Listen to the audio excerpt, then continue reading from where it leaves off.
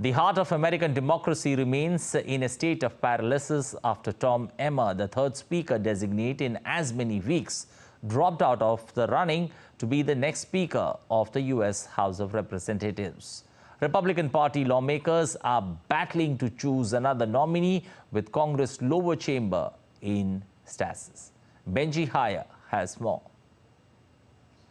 Well, Tom Emmer, the chief whip, had enough support to be the nominee for the Republican Party to become Speaker of the House of Representatives, but things move fast in Washington. Within a couple of hours, his bid was practically on the verge of collapse, and then he'd pulled out. He didn't have the numbers ultimately to take the gavel. From the off, facing significant opposition, for dozens of his own colleagues and lawmakers deciding not to put their name against his, and even former President Donald Trump, who holds major sway in the Republican Party, coming out to say that voting for Emmer would be a tragic mistake. The Minnesota congressman was the man who voted to certify the 2020 election, a rebuke really towards Donald Trump, and it's unlikely that if he tried to bring the vote to become Speaker to the House floor that he would have won, given the fact that so many Trump allies would have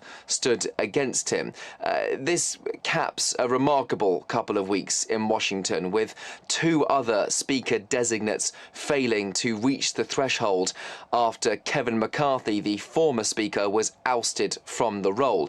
And the timing of it is critical. In just a couple of weeks, the Congress behind me will face another impending government shutdown deadline. There are also crises evolving overseas, of course, with Israel and Ukraine fighting their respective wars and urging lawmakers in Congress to pass aid which would help them. Nothing can get approved or passed in Congress, really, until the lower chamber is operational, and that can't happen without a Speaker elected. And so representatives will have to coalesce around somebody, anybody, and fill that vacant seat of power that many lawmakers call the worst job in America.